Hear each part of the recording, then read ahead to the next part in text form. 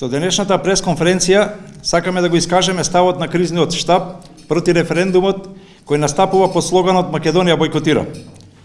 Во врска со вчерашната одлука на Уставниот суд да ги отфрли трите иницијативи за уставна оценка на одлуката на Собранието на Република Македонија за распишување на референдум. Веднаш да кажам дека ние од кризниот штаб ова одлука на Уставниот суд ја гледаме од правен и од политички аспект.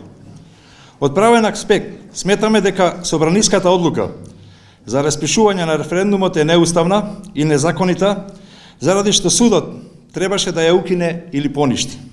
Меѓутоа, од политички аспект сметаме дека референдумот треба да се одржи, оти нема да успее. А со тоа се задава сериозен удар на марионетската власт во Скопје како вовед за паѓање на владата по 30 септември. Нашето тврдење за неуспешност на референдумот го темелиме на сликата што ја гледаме секојдневно на терен на нашите средби, собири и митинзи низ целата држава. Познато е на јавноста дека нашиот караван Македонија бойкотира е секој ден по градовите и селата низ државата.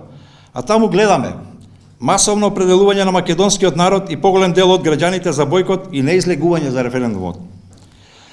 На нас во крижниот штаб, како и на целата јавност, ни е јасно дека Уставниот суд одлучи според логиката на политиката, а не според логиката на правото.